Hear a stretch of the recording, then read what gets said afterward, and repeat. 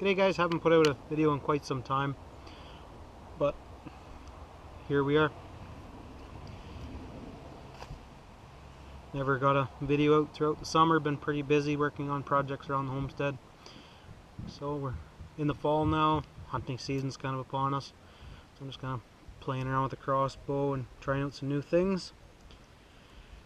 What we have here is some mechanical broadheads I've been playing with. These are a knockoff brand. Been just kind of testing to see how reliable they are. Same with the arrows, knockoff brand. One of the biggest reasons why I like them so much is that you can practice with what you're hunting with and not being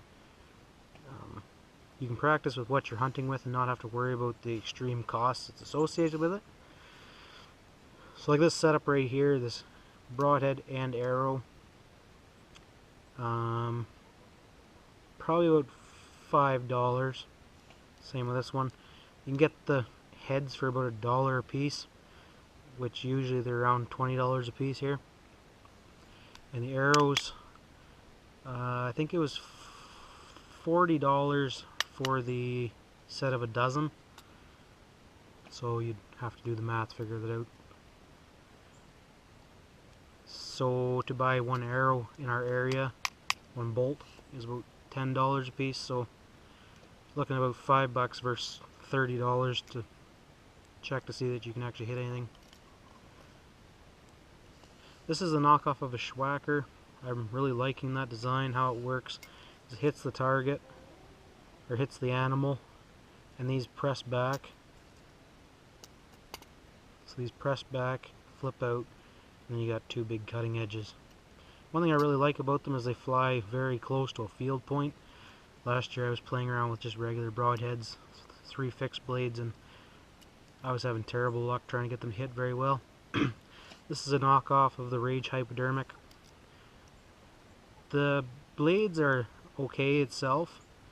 The problem that I've been having is this little black washer that holds the blades in are a bit flimsy. They kind of pop out too easy. So I'll probably not really use them too much unless I buy actual Rage washers. I don't really want them failing when I'm using them. We're going to do some shooting on this target about 20 to 40 yards. Just kind of playing around, get some shots. See how they hold up. As you can see, that's just kind of, it's not working right. Have to look into a little better solution.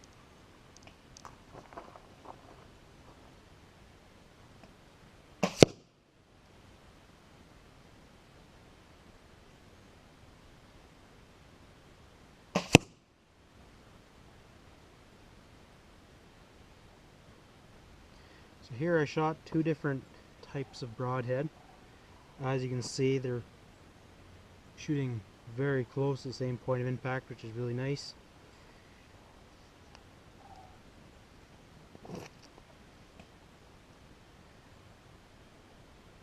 So that's the Rage copy. And that's the Schwacker copy. I've yet to find anything that I don't like about these broadheads.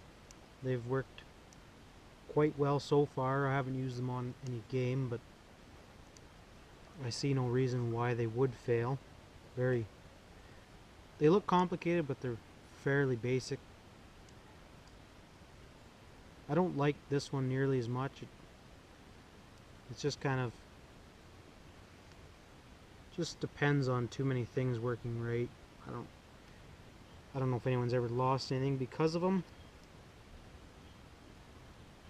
They do have a pretty mean slice to them.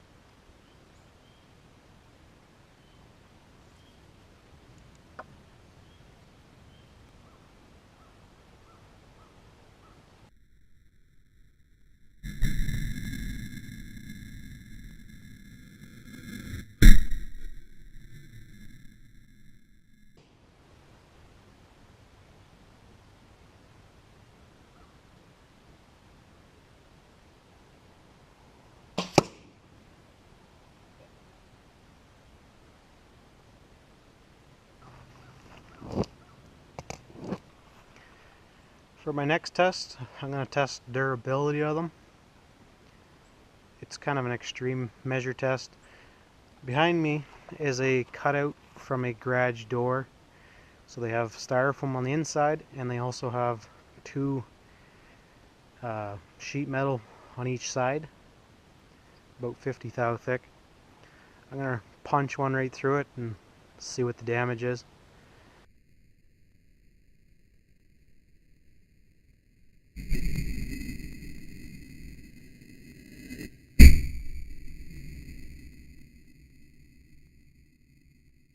Right through, slice on each side.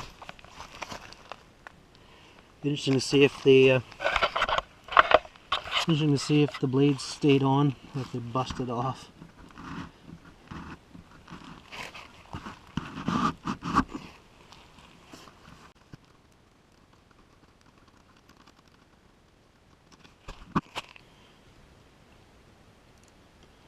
Well, if you ask me, I'd say there's some proof right there that they're not too bad. If they can punch through a garage door and still be relatively intact. I don't think a deer is nearly as hard as a door.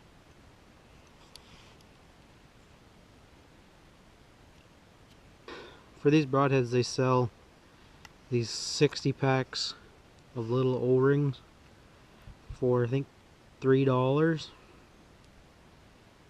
And there's a little groove. There's a little groove in the machining of the broadhead, of the body of the broadhead,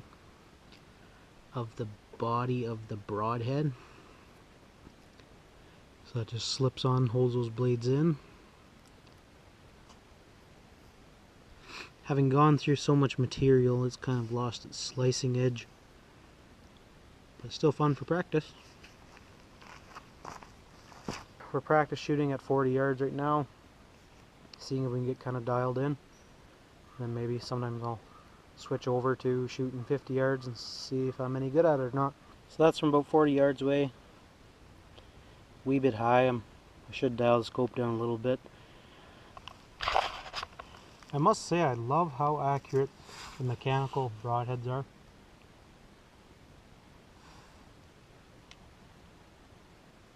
I know every time the trigger breaks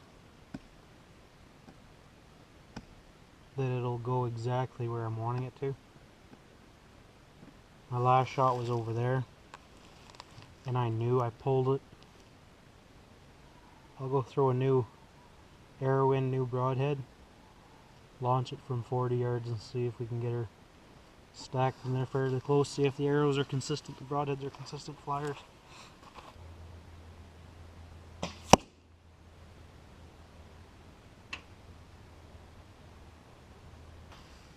So I didn't pull that one. Be interesting to, I'll shoot it again and see if that arrow goes in the same spot.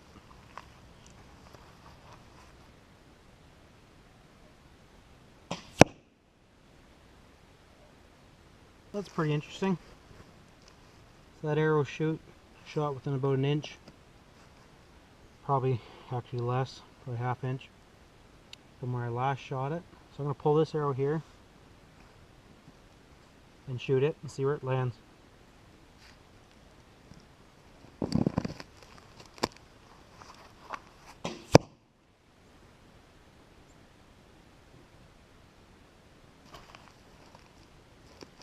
It's not too bad. It was 2 inches from its original spot. Could be better, but really probably about an average 3.5 inch group for 40 yards. Which isn't too bad really, considering. I'm going to see if I can drive this next one right dead center. Try them both. See what we can do. I feel like I should maybe move my GoPro just in case. Hate to come back with a GoPro shish kebab.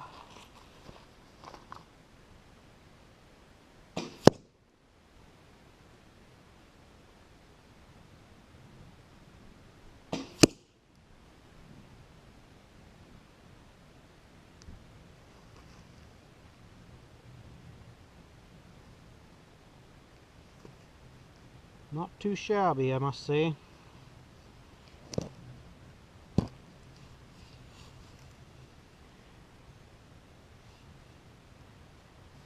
So they say they're Easton, but I think they just use Easton fletching. If you know Chinese, you can probably read the make.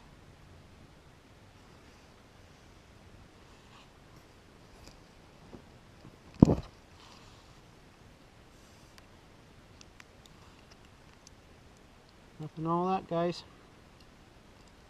Nothing wrong with that. So guys, that ends today's fun little video.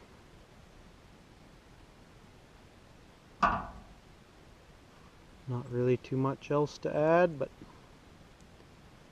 if you want to see more videos, you can like this one, and I'll know that perhaps I should make some more. Been kind of too busy to worry about making videos. Don't make any income off it. It's just something I do for fun, a little bit of a hobby for now anyway. One thing I'm going to try and do this fall is film a deer hunt, successful deer hunt. And if you don't see that video, you can probably be rest assured that I'll be eating my cows instead of deer. Anyway guys, catch you on the flip side. Oh yeah, for anyone who was wondering what I was using, just a cheapy Barnett Wildcat C5. I think they shoot around 350 feet per second.